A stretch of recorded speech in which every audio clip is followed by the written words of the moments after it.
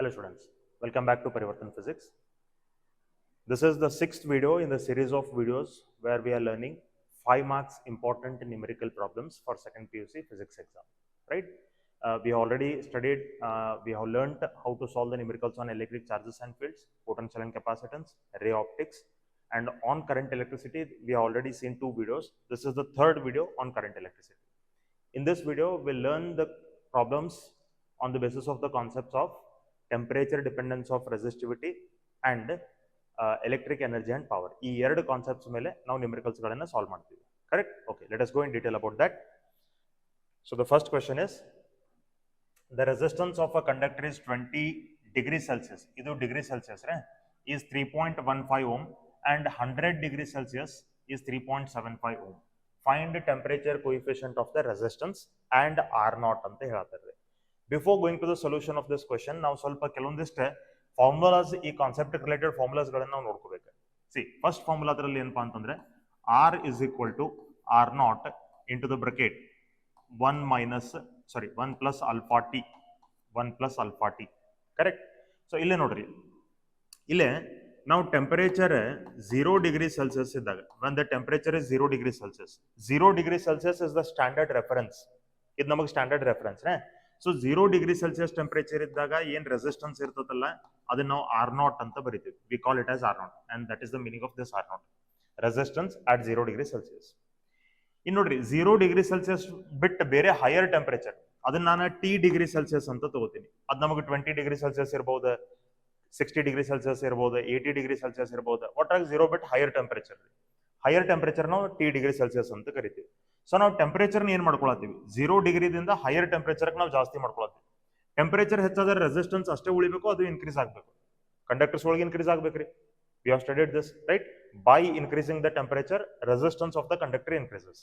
ಅದಕ್ಕೆ R naught ಆಗಿ ಉಳಿಯಂಗಿಲ್ರಿ, ಅದು ಜಾಸ್ತಿ ಆಗ್ತದ್ರಿ. It will increase. ಆ ರೆಸಿಸ್ಟೆನ್ಸ್ ಅನ್ನ ಆರ್ ಅಂತ ಕರಿತೀವಿ, ಆ higher resistance. Correct? So R naught is the temperature at 0 degree Celsius, R is the temperature at higher degree Celsius. ಅದ ಆರ್ ನಾವು ಇಲ್ಲಿ ತಗೊಂಡಿದ್ದೀವಿ. ಕರೆಕ್ಟ್? ಓಕೆ. ಸೊ ನೋಡ್ರಿ, ಟೆಂಪರೇಚರ್ ಇನ್ಕ್ರೀಸ್ ಆಗಿತ್ತು ಅಂದ್ಮೇಲೆ ರೆಸಿಸ್ಟೆನ್ಸ್ ಹೆಚ್ಚಾಗಿರ್ತದೆ. So R is greater than R not.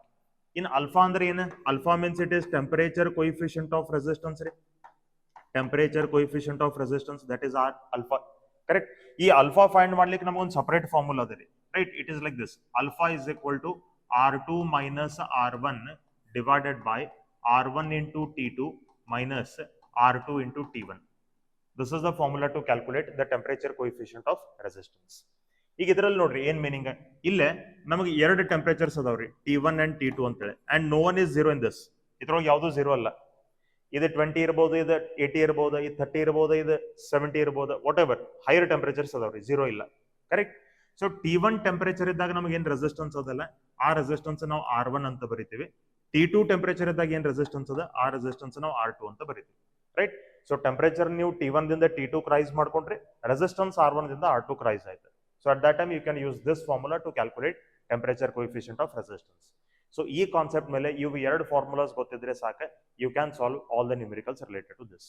Correct? Okay, now will go for the solution of this question. Okay, so next ನೋಡ್ರಿ, ಈಗ ನಮಗೆ ಈ ಕ್ವೆಶ್ಚನ್ ಒಳಗೆ ಏನೇನು ಕೊಟ್ಟಿದ್ದಾರೆ, ಆಟ್ 20 degree Celsius. ಸೊ ಇದು 0 degree Celsius ಅಂತಲ್ಲ, ಅದಕ್ಕೆ ನಾನು T1 ಅಂತ ತಗೋತೀನಿ. ಆಟ್ 20 degree Celsius, what is the resistance? Resistance ನಮಗೆ ಎಷ್ಟದ? 3.15 ಓಮ್ ರೆಸಿಸ್ಟೆನ್ಸ್. ಆಮೇಲೆ ನೆಕ್ಸ್ಟ್ ಟೆಂಪರೇಚರ್ ನಮಗೆ ಎಷ್ಟು ಕೊಟ್ಟಿದ್ದಾರೆ? T2, it is 100 degree Celsius. 100 degree Celsius ಒಳಗೆ ನಮಗೆ ರೆಸಿಸ್ಟೆನ್ಸ್ ಎಷ್ಟದ ಅಂತ ಹೇಳಿದಾನೆ? 3.75 ಓಮ್ ರೆಸಿಸ್ಟೆನ್ಸ್ ಅದ ಅಂತ ಹೇಳಿದಾನೆ. ಕರೆಕ್ಟ್? ಇಷ್ಟು ನಮಗೆ ರೆಸಿಸ್ಟೆನ್ಸ್ ಮತ್ತು ಟೆಂಪರೇಚರ್ ಗಿವನ್ ಅದ. ಏನ್ ಫೈಂಡ್ ಮಾಡಂತ ಕೇಳ್ತಾನೆ? He is asking us to find out the temperature coefficient of resistance, that is alpha, and he is asking us to find out the resistance at 0 degree Celsius. R naught ಅಂದ್ರೆ ಏನ್ರಿ? R naught ಅಂದ್ರೆ it is resistance at 0 degree Celsius, ಹೌದ್ರಿ? ಸೊ ಇದನ್ನ find ಮಾಡ್ರಿ ಅಂತ ಕೇಳ್ತಾ, ಇವ್ ಎರಡು ಕ್ವಾಂಟಿಟೀಸ್ ಗಳನ್ನ ಫೈಂಡ್ ಮಾಡ್ರಿ ಅಂತ ಕೇಳ್ತಾನೆ. Okay, so first let us calculate alpha. ಯಾಕಂದ್ರೆ ನಮ್ಗೆ R1 ಅದ, R2 ಅದ, T1 ಅದ, T2 ಅದ. ಕರೆಕ್ಟ್? ಸೊ ನಾವು ಅಲ್ಫಾ ಕ್ಯಾಲ್ಕುಲೇಟ್ ಮಾಡ್ಕೊಳ್ಳೋಣ. ಸೊ ಅಲ್ಫಾ ನೋಡ್ರಿ, ಅಲ್ಫಾ ಇಸ್ ಈಕ್ವಲ್ ಟು ನಮಗೆ ಫಾರ್ಮುಲಾ ಏನದ ರೀ? R2 minus R1 divided by R1 into T2 minus R2 into T1. ಇಷ್ಟು ನಮಗೆ ಫಾರ್ಮುಲಾ ಅದ. ಇನ್ ನೆಕ್ಸ್ಟ್ ನೋಡ್ರಿ, R2 minus R1, R2 ಎಷ್ಟದ ರೀ ನಮಗೆ?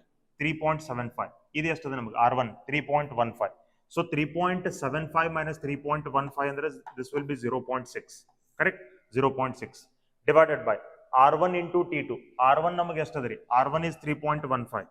3.15 into T2. T2 ನಮಗೆ ಎಷ್ಟದ? 100 degree Celsius minus R2 into T1. R2 ಎಷ್ಟದ? 3.75. 3.75 into T1. T1 ಎಷ್ಟದರಿ? 20 degree Celsius. Correct? ಎಷ್ಟು ನಮಗದರಿ? Okay, now let us simplify this. Then simplify ಮಾಡ್ಕೊಳ್ಳೋಣ. This will be 0.6 divided by ನೋಡ್ರಿ 3.15 into 100 ಅಂದ್ರೆ this will be 315 minus 3.75 into 20 means it will be how much? 75. ಇದು ನಮಗೆ 75 ಆಗ್ತದ್ರಿ. Correct? Okay, so we will get 0.6 divided by 315 minus 75 ಅಂತಂದ್ರೆ it will be equal to 240. Correct? So ಇದು ನಮಗೆ 240 ಇರ್ತದೆ. Now let us see the value of this. ಇದರ value ಎಷ್ಟಾಗಬೇಕು ನೋಡ್ರಿ, that is 0.6 divided by 240. 0.6 divided by 240.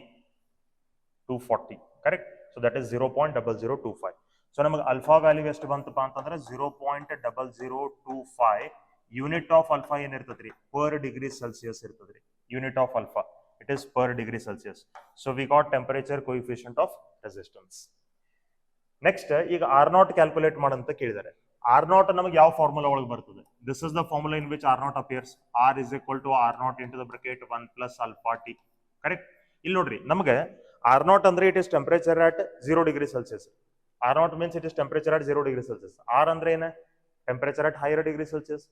ನಮಗೆ ಇಲ್ಲಿ ಎರಡು higher temperatures ಅದಾವ, ಒಂದು 20 degree Celsius, ಒಂದು 100 degree Celsius.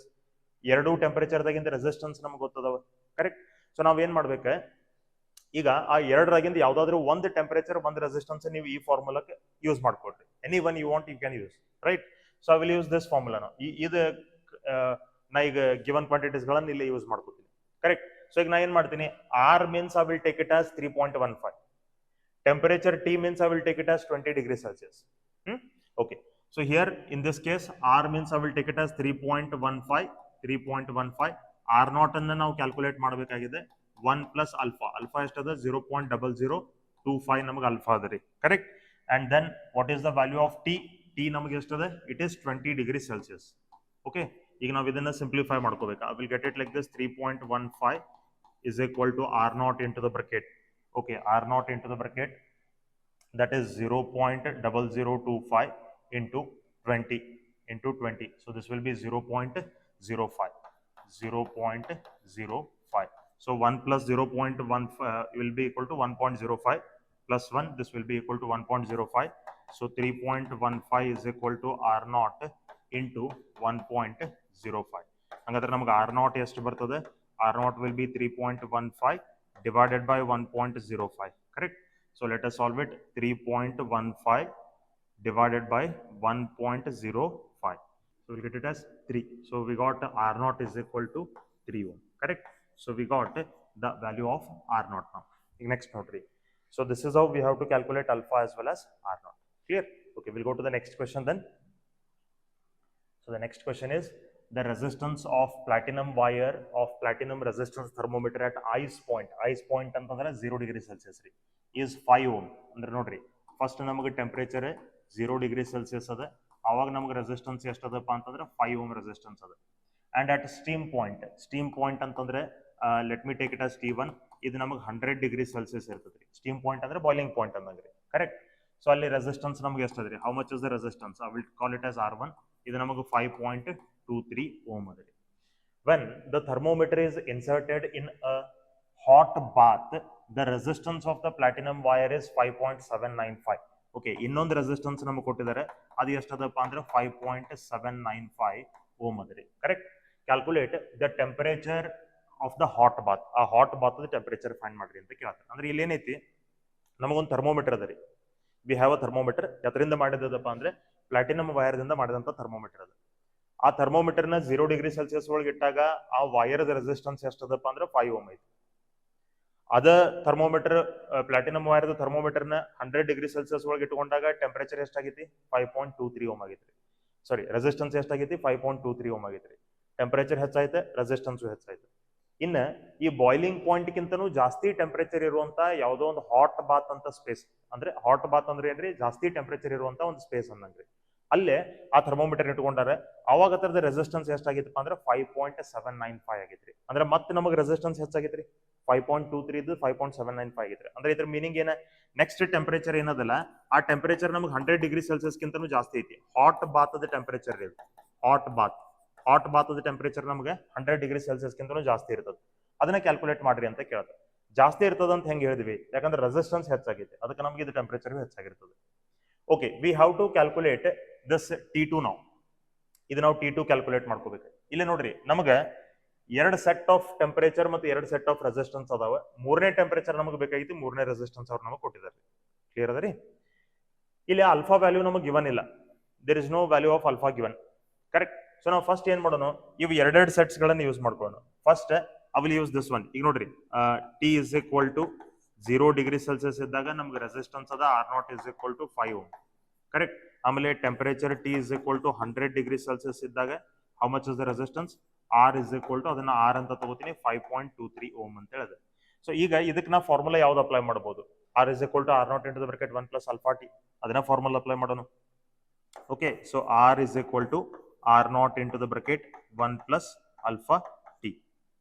ವೆಲ್, R ನಮಗೆ ಎಷ್ಟದ ರೀ 5.23 ವಿ ಹ್ಯಾವಿಂಗ್ R0 ನಮಗೆ ಎಷ್ಟದ 5 ohm ಅದ ರೀ.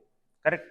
Next into the bracket 1 plus alpha T. Alpha value ನಮಗೆ ಗೊತ್ತಿಲ್ಲ, ಸೊ ಟಿ ವ್ಯಾಲ್ಯೂ ನಮಗೆ ಎಷ್ಟದ ರೀ 100 ಅದ ರೀ. ಸೊ ಇದನ್ನ ಏನಂತ ಬರಿಬಹುದು, 100 ಆಲ್ಫಾ ಅಂತ ನಾ ಬರ್ಕೋಬಹುದು. ಕ್ಲಿಯರ್? ಓಕೆ, ಈಗ ನೆಕ್ಸ್ಟ್ ನೋಡ್ರಿ, ಇನ್ನ ಇದನ್ನ ಇನ್ಸೈಡ್ ದ ಬ್ರಕೆಟ್ ಮಲ್ಟಿಪ್ಲೈ ಮಾಡ್ಕೊರಿ. What will get 5.23 is equal to 5 into 1 will be 5, 5 into 100 will be 500 alpha ಅಂತ ನಂಗೆ ಬರ್ತದೆ. ಕ್ಲಿಯರ್? ಈಗ ಈ 5 ನ ಈ ಕಡೆ ಶಿಫ್ಟ್ ಮಾಡ್ಕೋತೀನಿ ರೀ LHS ಗೆ. So that will become 5.23 minus 5. So 5.23 minus 5 ಅಂದ್ರೆ 0.23 is equal to 500 alpha ನಮಗೆ ಬರ್ತದೆ. ಸೊ ವಿ ವಾಂಟ್ ಅಲ್ಫಾ ನಮಗೆ ಬೇಕು. ಈಗ ಅಲ್ಫಾ ನಮಗೆ ಎಷ್ಟು ಬರ್ತದೆ ನೋಡ್ರಿ, alpha will be 0.23 divided by 500. So 0.23 divided by 500. Correct. So ಇದು ಅಲ್ಫಾ ವ್ಯಾಲ್ಯೂ ನಮಗೆ ಎಷ್ಟು ಬರಬೇಕು, how much we will get, let us check it. Okay, so I will get it like this, 0.23 divided by 500 divided by 500. So that will be 0.00046.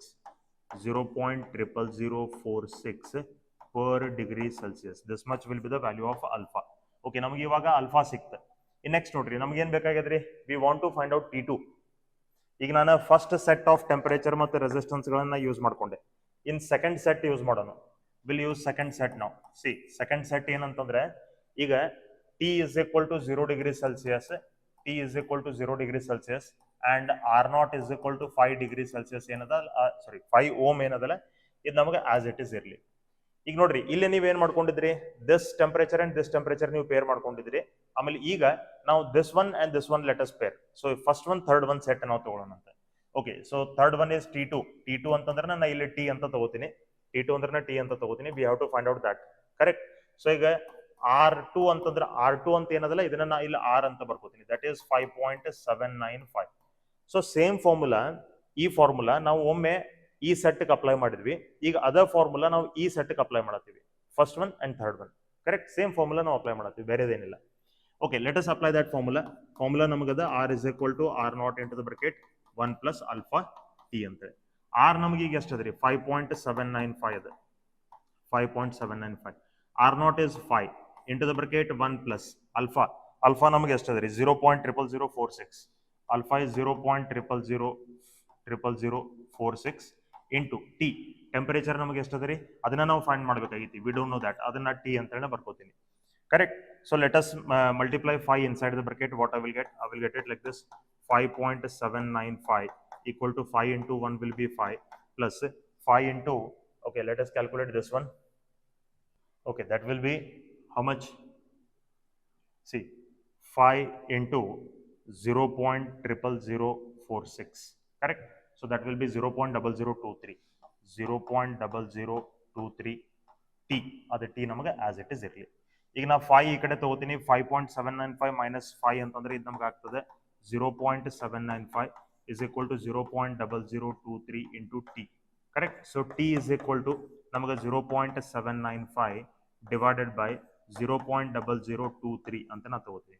So let us divide this. What I will get, 0.795 divided by 0.0023. Correct? So it will be 345.65. So temperature ನಮಗೆ ಬಂತ 345.65 degree Celsius ಇಷ್ಟು ನಮಗೆ temperature ಬಂತ. Correct? ನಾವು ಮೊದಲೇ ಹೇಳಿದ್ವಿ ಏನ 100 degree ಸೆಲ್ಸಿಯಸ್ಗಿಂತ ಜಾಸ್ತಿ ಇರ್ತದಂತೆ. So this will be the temperature of the hot bath. This is how we have to solve the numericals on temperature dependence of resistance. Next, ಈ ಪವರ್ ಮತ್ತು ಎನರ್ಜಿ ಮೇಲೆ ನಮಗೆ ಪ್ರಾಬ್ಲಮ್ಸ್ ಅದಾವೆ. Before going to the problems ಇದು ನಾನು ನಿಮಗೆ ಸ್ವಲ್ಪ formulas ಹೇಳ್ಬಿಡ್ತೀನಿ. ಸಿ ಪವರ್ದು ಫಾರ್ಮುಲಾ ಏನ್ರಿ? Power means it will be equal to product of voltage into current, or you can take it as V square divided by R, or you can take it as I square into R. Clear? Next ನೋಡ್ರಿ, energy. Energy is equal to what is that? Energy means it is power into time. Energy means it is power into time. Power into time ಅಂತಂದ್ರೆ ಇದೇನಾಗ್ತದೆ? VIT ಅಥವಾ V square by R into T ಅಥವಾ I square into R into T. ಇಷ್ಟು ನಮಗೆ formulas ಅದಾವ್ರಿ ಯಾವ್ದು? Power ಮತ್ತು ಎನರ್ಜಿಗೆ related. Clear? So ಇಷ್ಟು ಫಾರ್ಮುಲಾಸ್ ನಾವು ಯೂಸ್ ಮಾಡ್ಕೊಂಡು ಇವಾಗ ಪ್ರಾಬ್ಲಮ್ಸ್ಗಳನ್ನು ಸಾಲ್ವ್ ಮಾಡೋದು. Okay, let us go to the question. ಇನ್ನು ಕೆಲವೊಂದಿಷ್ಟು ಪಾಯಿಂಟ್ಸ್ ನಿಮ್ಗೆ ಗೊತ್ತಿರಬೇಕು, ಅದನ್ನ ಈಗ ಪ್ರಾಬ್ಲಮ್ ಸಾಲ್ವ್ ಮಾಡಬೇಕಾದ್ರೆ ಹೇಳ್ತೀನಿ ರೀ. You understand that clearly. ಇಲ್ಲಿ ನೋಡ್ರಿ, an electric bulb is marked 100 watt and 230 volt. If it is connected to a supply of 115 volt, calculate current flowing through the bulb, heat and light energy produced in 20 minutes. ಎರಡು questions ಅದಾವ ಇಲ್ಲಿ. ಇಲ್ಲಿ ನೋಡ್ರಿ, ಇಲ್ಲಿ ನಮಗೊಂದು word use ಮಾಡಿದ್ದಾರೆ, marked ಅಂತೇಳಿ. Marked ಅಂತೇಳಿ. ಸೊ ನಮಗೀಗ ಏನು ಪವರ್ ಮತ್ತು ವೋಲ್ಟೇಜ್ ಕೊಟ್ಟಿದಾರಲ್ಲ, ಅದನ್ನ ನಾನು ಪಿ ನಾಟ್ 100 ವ್ಯಾಟ್ ಮತ್ತು V0 230 ವೋಲ್ಟ್ ಅಂತ ನಾ ಬರ್ಕೋತೀನಿ. ಆಮೇಲೆ ಇನ್ನೂ ಒಂದು ವೋಲ್ಟೇಜ್ ಕೊಟ್ಟಿದ್ದಾರೆ ನಮ್ಮ ಕ್ವೆಶನ್ ಒಳಗೆ, 115 ವೋಲ್ಟ್ ಅಂತ ಹೇಳಿದ್ರೆ. ಎರಡು ವೋಲ್ಟೇಜಸ್ ನಮ್ಗೆ ಇಲ್ಲಿ ಕೊಟ್ಟಿದ್ದಾರೆ. ಏನ್ ಡಿಫ್ರೆನ್ಸ್ ಇವು ಎರಡು ವೋಲ್ಟೇಜಕ್ಕೆ? What is the difference? See difference ಏನಂತಂದ್ರೆ, ಈ ಮಾರ್ಕ್ಡ್ ವ್ಯಾಲ್ಯೂಸ್ ಅಂತ ಏನದಾವಲ್ಲ, P0 ಮತ್ತು V0 ಅಂತೇಳಿ, ಮಾರ್ಕ್ಡ್ ವ್ಯಾಲ್ಯೂಸ್ ಅಂದ್ರೆ ಇವು ಪ್ರಿಂಟೆಡ್ ವ್ಯಾಲ್ಯೂಸ್ ರೀ. ಆ ಬಲ್ಬ್ ಮೇಲೆ ಪ್ರಿಂಟ್ ಹಾಕಿರುವಂತ ವ್ಯಾಲ್ಯೂ. ಪ್ರತಿ ಎಲೆಕ್ಟ್ರಿಕಲ್ ಇನ್ಸ್ಟ್ರೂಮೆಂಟ್ಗೂ ಅದ್ರದ್ದು ಏನ್ ರೇಂಜ್ ಇರ್ತದಲ್ಲ, ಆ ರೇಂಜ್ ಅನ್ನ ಅದ್ರ ಮೇಲೆ ಪ್ರಿಂಟ್ ಹಾಕಿರ್ತಾರೆ. ಈಗ ನಮಗೆ ಕೊಟ್ಟಂತ ಬಲ್ಬ್ ಮೇಲೆ ಏನ್ ಪ್ರಿಂಟ್ ಹಾಕಿದಾರಪ್ಪ ಅಂದ್ರೆ 100 ವ್ಯಾಟ್ ಅದ್ರದ್ದು ಪವರ್ ಮತ್ತು ಅದ್ರದ್ದು ವೋಲ್ಟೇಜ್ ಎಷ್ಟು ಅದಪ್ಪ ಅಂದ್ರೆ 230 ವೋಲ್ಟ್ ಅದ ಅಂತ ಮೀನಿಂಗ್ ಅದ್ರದ್ದು. ಸೊ ಈಗ ಆ ಬಲ್ಬ್ ಅನ್ನು ತಗೊಂಡು ನಾ ಈ ತರ ಕೈ ಒಳಗೆ ಹಿಡ್ಕೊಂಡ್ರೆ ಆ ಬಲ್ಬ್ಗೆ ನಾವು 230 ವೋಲ್ಟೇಜ್ ಸಪ್ಲೈ ಕೊಡತ್ತೀವಿ ಅಂತಲ್ಲ. ಅದ್ರ ಮ್ಯಾಗ 230 ವೋಲ್ಟ್ ಪ್ರಿಂಟ್ ಹಾಕಿದಾರ ಅಂದ್ರೆ ಅದ್ರ ಮೀನಿಂಗ್ ರೀ, ಆ ಬಲ್ಬ್ ನ ಕೈ ಒಳಗೆ ಹಿಡ್ಕೊಂಡ್ರೆ ಆ ಬಲ್ಬ್ಗೆ ನಾವು ಆಲ್ರೆಡಿ 230 ವೋಲ್ಟ್ ಸಪ್ಲೈ ಕೊಟ್ಟಿದೀವಿ ಅಂತ ಮೀನಿಂಗ್ ಅಲ್ಲ. ಅದ್ರ ಮೀನಿಂಗ್ ಏನಪ್ಪಾ ಅಂದ್ರೆ, ಆ 230 ವೋಲ್ಟ್ ಪ್ರಿಂಟ್ ಹಾಕಿರುವಂತ ಬಲ್ಬ್ಗೆ ನೀವು 200 ವೋಲ್ಟ್ ಸಪ್ಲೈ ಕೊಡ್ರಿ, ಅದು ಕೆಲಸ ಮಾಡ್ತದೆ ಅಂದ್ರೆ ಇಟ್ ವಿಲ್ ವರ್ಕ್. ನೀವು 230 ವೋಲ್ಟ್ ಕೊಡ್ರಿ, ವರ್ಕ್ ಮಾಡ್ತದೆ. 230ಕ್ಕಿಂತ ನೀವು ಜಾಸ್ತಿ 240 ಕೊಟ್ರಿ ಅಂದ್ರೆ ಆ ಬಲ್ಬ್ ಸುಟ್ಟು ಹೋಗ್ತದೆ ಅಂತ ಮೀನಿಂಗ್ ಅದ್ರ. ಕರೆಕ್ಟ್? ಅಂದ್ರೆ ಏನ್ರಿ, ಆ ಬಲ್ಬ್ದ ಲಿಮಿಟ್ ರೀ ಅದು. ಆ ಬಲ್ಬ್ಗೆ ನೀವು ಎಲ್ಲಿವರೆಗೂ ವೋಲ್ಟೇಜ್ ಅಪ್ಲೈ ಮಾಡಬಹುದು? 230 ವರೆಗೂ ನೀವು ವೋಲ್ಟೇಜ್ ಅಪ್ಲೈ ಮಾಡಬಹುದು. 230 ಕೊಡ್ಬೇಕಂತ ಏನಿಲ್ಲ, ಅದಕ್ಕಿಂತ ಕಡಿಮೆ ಕೊಟ್ಟರು ಆ ಬಲ್ಬ್ ಕೆಲಸ ಮಾಡ್ತದ್ರಿ, ಇಟ್ ವಿಲ್ ವರ್ಕ್. ಬಟ್ 230ಕ್ಕಿಂತ ಜಾಸ್ತಿ ಕೊಡಬಾರ್ದು. 230ಕ್ಕಿಂತ ನೀವು ಜಾಸ್ತಿ ಕೊಟ್ರಿ ಅಂತಂದ್ರೆ ಆ ಬಲ್ಬ್ ನಮಗೆ ಸುಟ್ಟು ಹೋಗ್ತದೆ, it will get fused. That is the meaning of that marked value. ಆ ಮಾರ್ಕ್ಡ್ ವ್ಯಾಲ್ಯೂದ್ ಮೀನಿಂಗ್ ಅದ್ರಿ. ಸೊ ನೀವು 230 ವೋಲ್ಟೇಜ್ ಅದಕ್ಕೆ ಕೊಟ್ರಿ, ಅವಾಗ ಅದು ಪವರ್ ಎಷ್ಟು ಕೊಡ್ತೈತೆ ಅಂದಂಗೆ 100 ವ್ಯಾಟ್ ಕೊಡ್ತೈತಿ. ಅದಕ್ಕಿಂತ ಜಾಸ್ತಿ ವ್ಯಾಟೇಜ್ ಅದು ಕೊಡ್ಲಿಕ್ಕೆ ಬರೋದಿಲ್ಲ. ಅದು ಪವರ್ ಎಷ್ಟು ಡಿಸಿಪೇಟ್ ಮಾಡ್ತದಪ್ಪ ಅಂದ್ರೆ 100 ವ್ಯಾಟ್ ಪವರ್ ಡಿಸಿಪೇಟ್ ಮಾಡ್ತದೆ. ಸೊ ಇವು ಮಾರ್ಕ್ಡ್ ವ್ಯಾಲ್ಯೂಸ್ ಅಂದ್ರೆ ಅದ್ರದ್ದು ಲಿಮಿಟ್ಸ್ ರೀ. ಓಕೆ, ಅದ್ರ ಮೇಲೆ 230 ವೋಲ್ಟ್ 100 ವ್ಯಾಟ್ ಪ್ರಿಂಟ್ ಹಾಕಿದ್ರೆ ಅಂದ್ರೆ ಅದ್ರದ್ದು ಲಿಮಿಟ್ ರೀ ಅದು. ಸೊ ಈಗ 230 ವೋಲ್ಟ್ ಆ ಬಲ್ಬ್ ಮೇಲೆ ಪ್ರಿಂಟ್ ಹಾಕಿದಾರೆ ಅಂದ್ರೆ ಅದಕ್ಕೆ ಆಲ್ರೆಡಿ 230 ವೋಲ್ಟ್ ನಾವು ಕೊಟ್ಟಿದೀವಿ ಅಂತ ಮೀನಿಂಗ್ ಅಲ್ಲ, ಅದರ ಲಿಮಿಟ್ ಅದು. ಓಕೆ, ಈ ಮಾರ್ಕ್ಡ್ ವ್ಯಾಲ್ಯೂಕನ್ನ ಕ್ವೆಶನ್ ಒಳಗೆ ಬೇರೆ ಬೇರೆ ವರ್ಡ್ಸ್ ಗಳನ್ನ ಅವ್ರು ಯೂಸ್ ಮಾಡಬಹುದು. ಮಾರ್ಕ್ಡ್ ವ್ಯಾಲ್ಯೂ ಅನ್ಬಹುದು, ಸ್ಪೆಸಿಫೈಡ್ ವ್ಯಾಲ್ಯೂ ಅನ್ಬಹುದು, ರೇಟೆಡ್ ವ್ಯಾಲ್ಯೂ ಅನ್ಬಹುದು. ಓಕೆ, ಇವು ಬೇರೆ ಬೇರೆ ವರ್ಡ್ಸ್ ಗಳನ್ನ ಯೂಸ್ ಮಾಡ್ತಾರೆ, ಮಾರ್ಕ್ಡ್, ಸ್ಪೆಸಿಫೈಡ್ ಮತ್ತು ರೇಟೆಡ್ ಅಂತ ಹೇಳಿ. ಕ್ಲಿಯರ್? ಈ ನೆಕ್ಸ್ಟ್ ನೋಡ್ರಿ, ಈಗ ಇಲ್ಲಿ ಮತ್ತೊಂದು ವೋಲ್ಟೇಜ್ ಕೊಟ್ಟಿದ್ದಾರೆ 115 ವೋಲ್ಟ್ ಅಂತೇಳಿ. ಸೊ ಇದೇನಪ್ಪಾ ಅಂತಂದ್ರೆ ಆ ಬಲ್ಬ್ಗೆ ನಾವು ಕೊಟ್ಟಿರುವಂತ ವೋಲ್ಟೇಜ್, ನಾವು ಅಪ್ಲೈ ಮಾಡಿರುವಂತ ವೋಲ್ಟೇಜ್ ಅದು. ಪ್ರಾಕ್ಟಿಕಲಿ ಆ ಬಲ್ಬ್ಗೆ ನಾವು ಎಷ್ಟು ವೋಲ್ಟೇಜ್ ಕೊಡತ್ತೀವಪ್ಪ ಅಂದ್ರೆ 115 ವೋಲ್ಟ್ ನಾವು ಅದು ಕೊಟ್ಟಿದ್ದೀವಿ. ಕರೆಕ್ಟ್? ಈಗ ನೋಡ್ರಿ, ಈ ತರ ಅದ ಅದು. ನಮಗೆ ಇಲ್ಲಿ ಒಂದು ಬಲ್ಬ್ ಅದ, ಇದೊಂದು ಬಲ್ಬ್ ಅದ. ಈ ಬಲ್ಬ್ ಮೇಲೆ ಅವ್ರು ಪ್ರಿಂಟ್ ಹಾಕಿದ್ದಾರೆ 230 ವೋಲ್ಟ್ ಅಂತೇಳಿ. ಈ ಬಲ್ಬ್ ಮೇಲೆ ಅದಕ್ಕೆ ಪ್ರಿಂಟ್ ಹಾಕಿದ್ದಾರೆ 230 ವೋಲ್ಟ್ ಅಂತೇಳಿ. ಹಂಗಂತೇಳಿ ಈ ಬಲ್ಬ್ಗೆ ಈಗ 230 ವೋಲ್ಟೇಜ್ ಕೊಟ್ಟಿಲ್ಲ ನಾವು, ಪ್ರಿಂಟ್ ಹಾಕಿದಾರೆ ಅಷ್ಟೇ, ಅದಕ್ಕೆ ವೋಲ್ಟೇಜ್ ನಾವು ಕೊಟ್ಟಿಲ್ಲ. ಎಲ್ಲಿ ಕಟ್ಟಿದಿರಿ? ಎಲ್ಲಿ ಬ್ಯಾಟ್ರಿ ಕನೆಕ್ಟ್ ಇದೆ?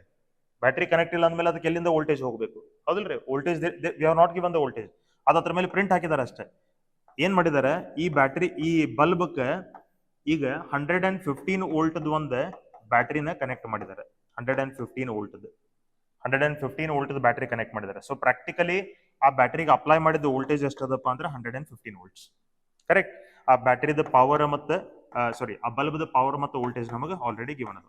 ಓಕೆ, ಹಂಗಾದ್ರೆ ಈ ಮಾರ್ಕ್ಡ್ ವ್ಯಾಲ್ಯೂಸ್ ಯಾವ್ದಕ್ಕೆ ಯೂಸ್ ರೀ? ಮಾರ್ಕ್ಡ್ ವ್ಯಾಲ್ಯೂಸ್, ಮಾರ್ಕ್ಡ್ ವೋಲ್ಟೇಜ್ ಮತ್ತು ಮಾರ್ಕ್ಡ್ ಪವರ್ ಎದಕ್ಕೆ ಯೂಸ್? ಇಲ್ಲಿ ಇವತ್ತನ್ನ ಎಲ್ಲಿ ಯೂಸ್ ಮಾಡ್ಕೋಬೇಕು? ಇದು ಒಂದು ಲಕ್ಷದಾಗ ಇಟ್ಕೋರಿ, ತಲೆ ಒಳಗೆ ಇಟ್ಕೋರಿ, 100% ನೆನ್ಪಿಟ್ಕೋರಿ. ಮಾರ್ಕ್ಡ್ ವೋಲ್ಟೇಜ್ ಮತ್ತು ಮಾರ್ಕ್ಡ್ ಪವರ್ ಏನ್ ಕೊಟ್ಟಿರ್ತಾರಲ್ಲ, these two must be used to calculate the resistance of the bulb only. ಅದನ್ನ ಬಿಟ್ಟು ಬೇರೆ ಎಲ್ಲೂ ನೀವು ಅದನ್ನ ಯೂಸ್ ಮಾಡೋಂಗಿಲ್ಲ. Correct? Only to calculate the resistance of the bulb. ಅದಕ್ಕೆ ಮಾತ್ರ ನೀವು ಅದನ್ನ ಯೂಸ್ ಮಾಡ್ಬೇಕಾ, ಬೇರೆ ಎಲ್ಲೂ ಅದನ್ನ ಯೂಸ್ ಮಾಡೋಂಗಿಲ್ಲ. ಕ್ಲಿಯರ್ ಅದ ರೀ? ಓಕೆ. ಸೊ ಈಗ ಫಸ್ಟ್ ನಾವು ಆ ಬಲ್ಬ್ ರೆಸಿಸ್ಟೆನ್ಸ್ ಕ್ಯಾಲ್ಕುಲೇಟ್ ಮಾಡ್ಕೊಳ್ಳೋಣ. ನೋಡ್ರಿ, ಪವರ್ ಅಂತಂದ್ರೆ ನಮಗೆ ಆಲ್ರೆಡಿ ಗೊತ್ತದ, V² ಡಿವೈಡೆಡ್ ಬೈ R ಅಂತ ಫಾರ್ಮುಲಾ ಅದು.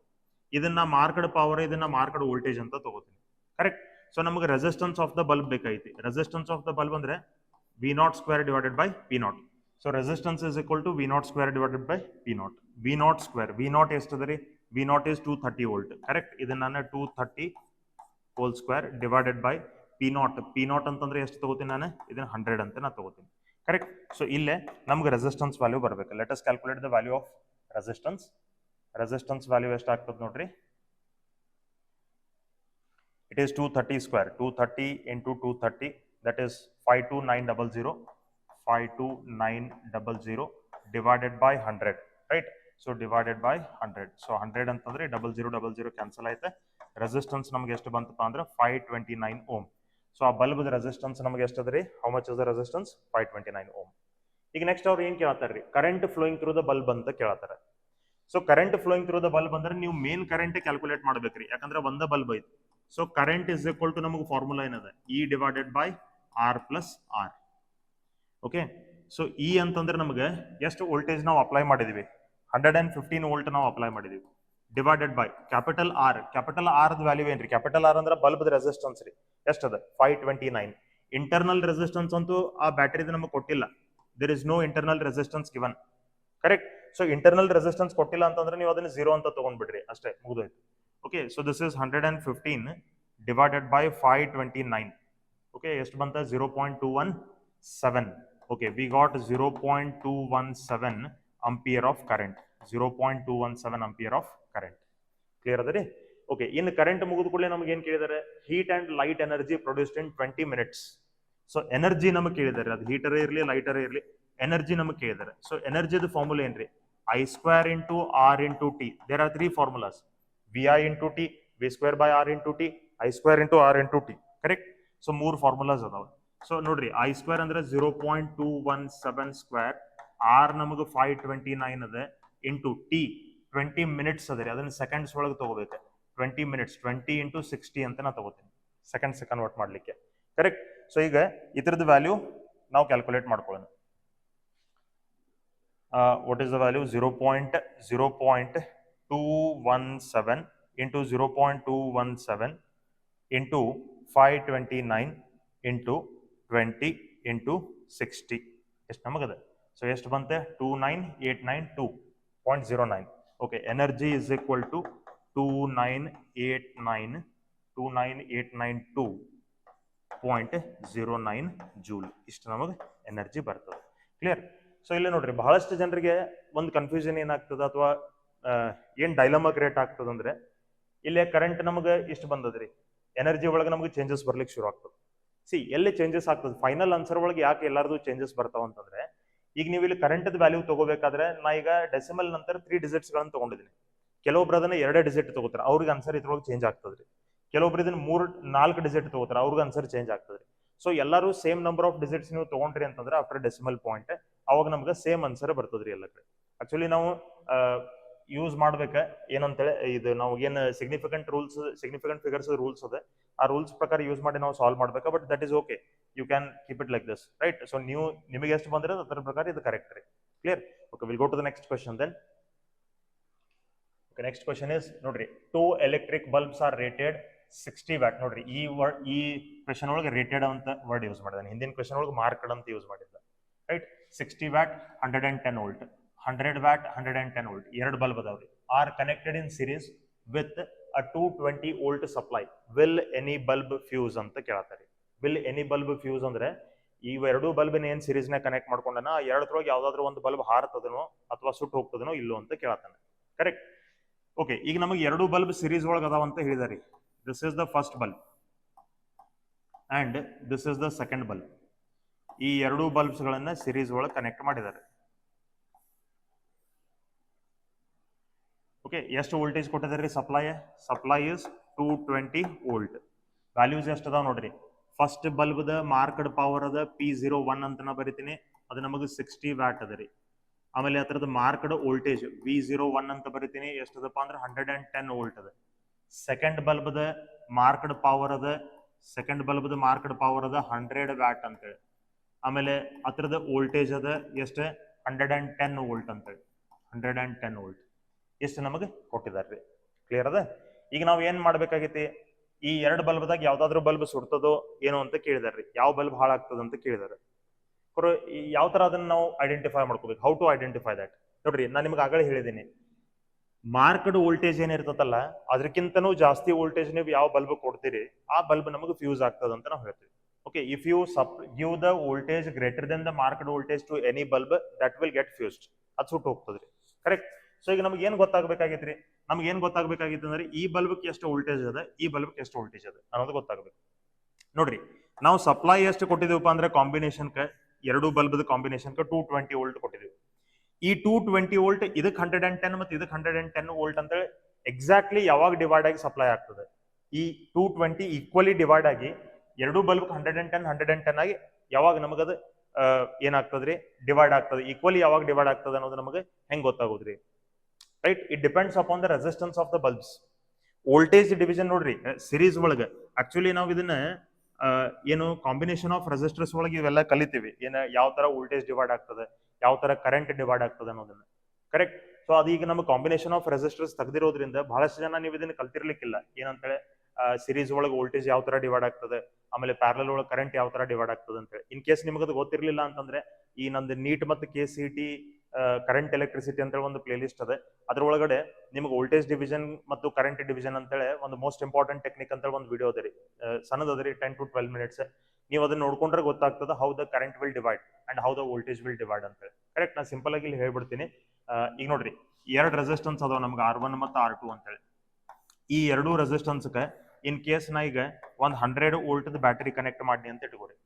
If both the resistances are equal, ಎರಡೂ ರೆಸಿಸ್ಟೆನ್ಸ್ ಈಕ್ವಲ್ ಇದ್ದಪ್ಪ ಅಂದ್ರೆ ಇದು 100 ಇದ್ದದ್ದು ಈ ಕಡೆ 50 ವೋಲ್ಟ್ ಮತ್ತು ಈ ಕಡೆ 50 ವೋಲ್ಟ್ದಾಗ ಎಕ್ಸಾಕ್ಟ್ಲಿ ಡಿವೈಡ್ ಆಗ್ತದೆ. ಇನ್ ಕೇಸ್ ಈಕ್ವಲ್ ಇದ್ರೆ, ಸಪೋಸ್ ನಮಗೆ R1 is greater then R2 ಇತ್ತಪ್ಪ ಅಂತಂದ್ರೆ ಈ 100 ವೋಲ್ಟ್ದಾಗಿಂದ ಮೋರ್ ದೆನ್ 50% ಯಾವ್ದಕ್ಕೆ ಹೋಗ್ಬೇಕಪ್ಪ ಅಂದ್ರೆ ಗ್ರೇಟರ್ ರೆಸಿಸ್ಟೆನ್ಸ್ ಹೋಗ್ಬೇಕು.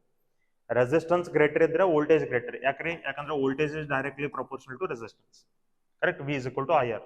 ಸಿರೀಸ್ ಒಳಗೆ ಕರೆಂಟ್ ಅಂತೂ ಸೇಮ್ ಇರ್ತದೆ, ಕಾನ್ಸ್ಟೆಂಟ್ ಇರ್ತದೆ.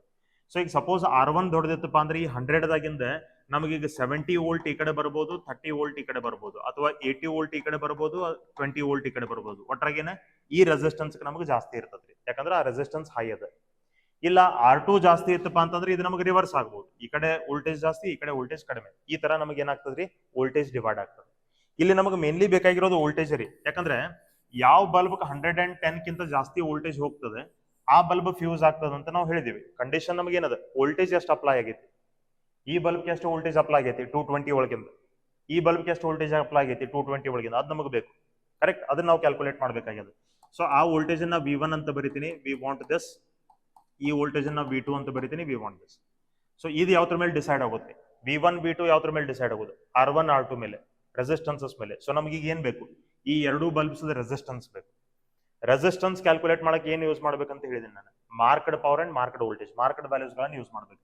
So resistance of the first bulb ಇದನ್ನ ಬರಿತೀನಿ V0 square divide V01 square divided by P01 ಅಂದ್ರೆ marked voltage of first bulb, marked power of first bulb. ಅದೇ ತರ resistance of the second bulb ಅಂತಂದ್ರೆ V02 square divided by P02.